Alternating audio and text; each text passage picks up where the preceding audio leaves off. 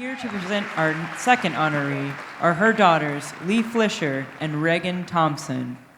Wow, this is so good. So it is with our great honor to present our beautiful mama, Dr. Nancy O'Reilly. Yeah. So I have a few things I'd like to share about my mom. She's influenced a lot of women in her lifetime, but one of them is me. And so I have a great honor to tell you a little bit more about my mom. To start off with, that she is an author, and she has this wonderful book, Leading Women, 20 Influential Women Share Their Secrets to Leadership, Business, and Life. And first off, I want to tell you some of her secrets. She leads by example, and I try my best to follow her example. For example, when I was a child, my mom went back to school to get her doctorate. Not an easy task with 3 wily girls at home. She has said many times that she believes we are in this life to learn, and she is always growing and becoming stronger. As a doctoral student, she was an example of determination. Following your lead, Mom, I went back to school a few years ago and got my MSW. Also following your lead, I have 3 beautiful daughters, Isabel, PJ, and Dane, who are here today, that are here to celebrate you, Mom. Also, my sister's here, and my husband, and her husband Alex is here, and we have Sky, we have Tristan, Aspen, and Raven, all of her grandchildren. They're here today to celebrate her because we love her very much. So on to more secrets.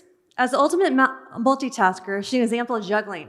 Somehow she juggles being on boards like Take the Lead, an organization with a purpose to prepare and develop, inspire, and propel women to take their leadership positions by 2025, as well as writing books, competing in horse shows, presenting conferences, and attending family events. Following your lead, Mom, I struggle to juggle my life with grace and energy that you do. She doesn't need much sleep. As a philanthropist, she's an example of compassion, empowering others so they could reach their potential and be successful. When I was a child, I remember her being involved with the Big Brothers Big Sisters organization. Following your lead, I became a big sister with the organization. As a psychologist, she used her profession to show others how their brokenness is only temporary and can lead to growth. She has also taught me that any challenges that occur in my life can make you stronger and wiser. Following your lead, I too chose a profession where I could help others. As a role model, she is an example of humor, courage, perseverance, positivity. I admire how she always can find humor in the face of adversity and forge ahead in strength. She's hilarious. Following your lead, I try to remember to keep laughing no matter what challenges occur. As a motivational expert, she's an example of unity, a belief that we are all better together. I am sure better with you in my life. Following your lead, I seek out relationships that are nurturing, truthful, and loving that bring us the best out of each other. As a fashionista, she is an example of vitality, uniqueness, fabulousness, spunk, flash, and fun. Following your lead, I might have pierced my ears several times, tried out a mullet haircut, wore red fish hose as a teenager. Forgive me, it was the Madonna era. But my mom, she let me be. She let me be who I was, and that was such a gift. As an equestrian and an owner of the Southern California Equestrian Center, she's an example of taking risks, dreaming, and being fearless. Only a few years back, she started horseback riding, and now she competes and owns an equestrian center. She owns national champion horses. She has literally fallen off her horses many times. In fact, just 2 days ago, she was saying how sore she was because she fell off. And she even had a concussion not too long ago. But you know what? Every time, she gets right back up. She's fearless. I follow her lead by getting it back too. As a competitor and athlete, she's an example of fortitude, fighting for equality, and always doing her very best. She ran the New York Marathon, and now she competes in horse shows regularly. She is never satisfied, and she always tries to be better. Following your lead, Mom, I'm an athlete, and I always try to do the best I can, and you've taught me that a woman is just as capable as any man. As an animal lover, she's an example of tenderness and love. She has many horses and her beloved Dobermans, Marigold, and Cass that always travel her whenever possible. She's shown me how to love all creatures and experience that reciprocated loyalty and genuine love. Following your lead, we have 1 dog, 1 rabbit, 2 guinea pigs, a chinchilla, 2 hamsters, 3 fish, I can claim my dog Archie and my girls, actually those are all their animals, but as an interior decorator and artist, she's an example of creativity, always expressing herself and encouraging others not to be afraid to be themselves. She's a wonderful painter. She also loves going to TJ Maxx and changing her house around a lot of time. She loves a great deal. Following your lead, I stay true to myself. As a traveler, she's an example of curiosity and exploration. She has taught me to explore the world and soak up its knowledge and its different perspectives, loving all people. Following your lead, I also love to travel. We have traveled the world together a bit, Australia, Europe, Galapagos, but she has been everywhere. I look forward to more adventures with you. As an author, she's an example of leadership, empowering women and men to become the best versions of themselves. Following your lead, you have taught me to lead from a place of love, strength, faith, and compassion. This is her latest novel, and everyone has this book at their table, and it's called In This Together: How Successful Women Support Each Other in Work and Life. In this latest novel, In This Together, Gloria Steinem supported my mom's book saying, in this together, we will help us to create community success and well-being, which I believe sums up my mom's goals in her life, and goals for all of us. Mom, I am glad that we are in this life together. So now you know her secret. I challenge us to follow your lead, Mom, and be so daring like you. I love you very much. I'm honored and proud to present you and be your daughter. God bless you, beautiful Mama.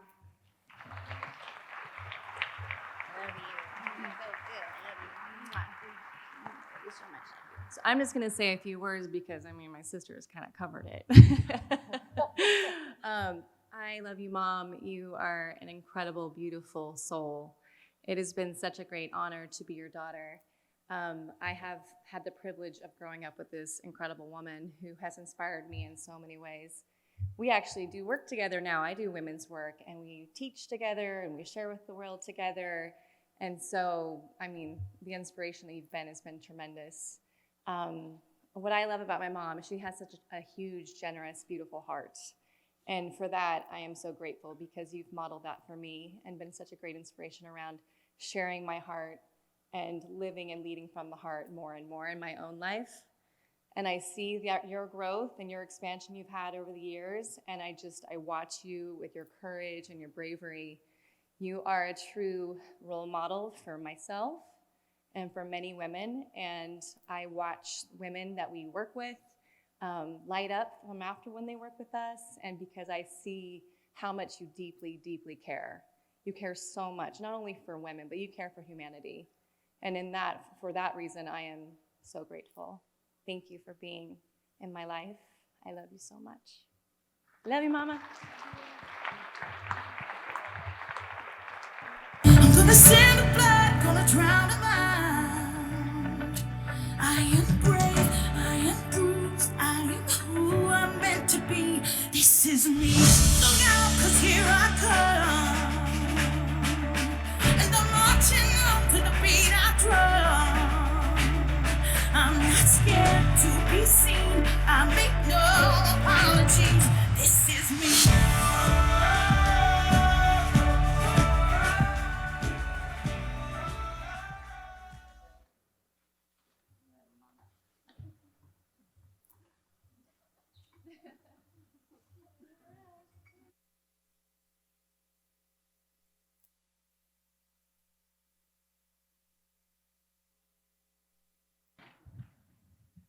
Dr. Nancy O'Reilly and her beautiful daughters. Give her a round of applause. Nice job, guys. I've already answered the first question. That's why you do it, right? That's why. Would you like to say something to your daughters? Oh, this. Every book I have, when I was working on my master's, I got married when I was in college.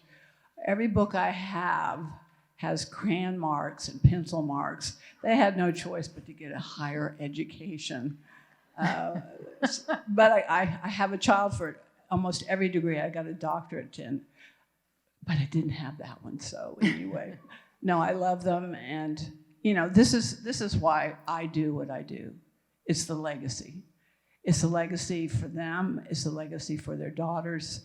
and those daughters and sons that are yet to come. I mean, we do this for ourselves, but we do it for the next generations to come. First of all, Dr. Nancy, thank you for the books that you've graced us with on every one of our seats. Thank you. We can't wait to read it. You've devoted your life to women's empowerment. You have your foundation, Women Connect for Good. Yes. What drove you? Where did this calling come from early on? Well, probably. Do you want secrets out? Do you want me to tell the We truth? want it like just Tell the naked, truth. bare, raw. Well, I was the ultimate tomboy. I saw boys having a lot more fun than girls. And I also thought somewhere, and it didn't come from my family, I don't know where it came from, but somewhere along the line, I felt that boys were more valued than girls. And I don't know where it came from, but it started early in my life changing that, to change that the way I felt, but to change the way other people felt as well. And of course, I never planned to get married.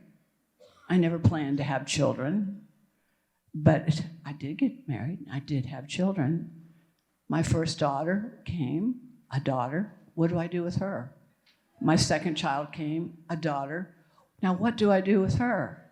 And when my third daughter came, I thought, somebody's trying to get my attention. And then, as you can see, my daughters then started to have daughters of their own. And I think that's when you become very, very serious about what you're doing in your life. I'd always been in the helping profession, but then one thing that I had to do was first I had to come to terms with myself being a woman. And the first person I had to empower was me. Dr. Nancy, you have said that women need to define themselves as leaders if we are going to advance any cause forward. Yes. What do you mean by that? Do we not define ourselves in those leadership roles? Well, look at you, for example. You're sitting in a chair. You're sitting in front of people. We have to get a seat at the table. Got to be in the room where it happens. We have to be in the room. We have to be a decision maker. We have to use our voice, but we have to have a seat at that table. You told me that women, when we think of the women's movement, we always think of men holding us back. But you have said to me, women hold us back. Thus the title of your book, In This Together. Yeah. What do you mean?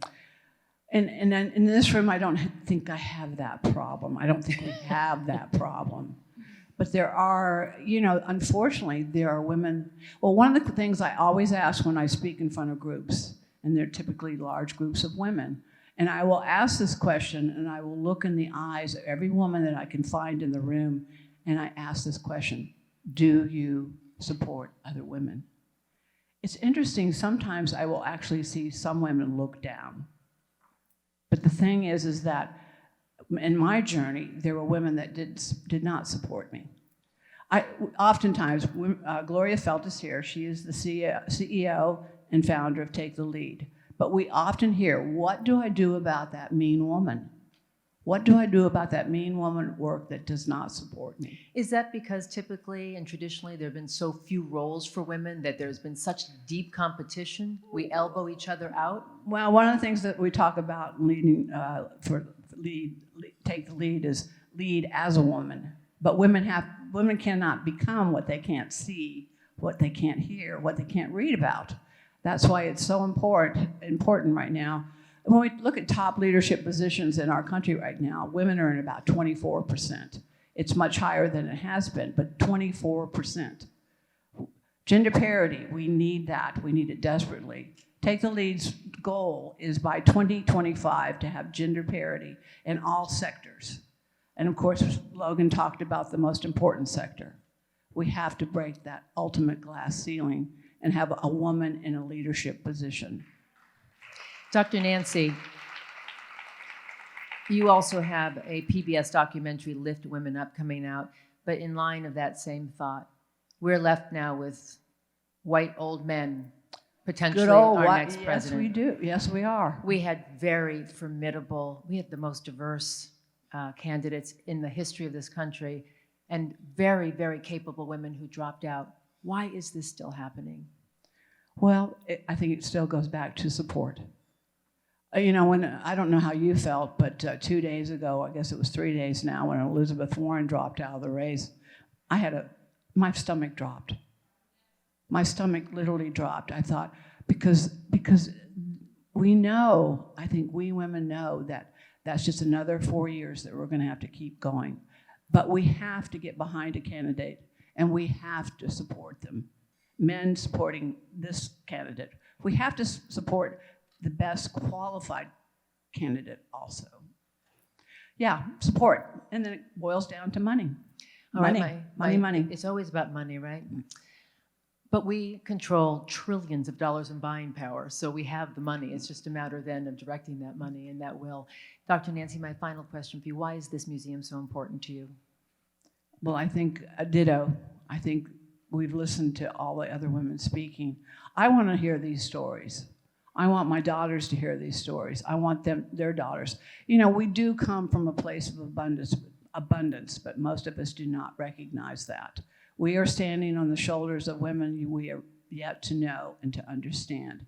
So it's time that we knew each and every one of them. And I can't wait for those doors to open. I'm going to be the first one in line. So watch me. Watch me. Dr. Nancy O'Reilly, thank you. Thank you so much. Congratulations for all you do. I feel like for the coronavirus.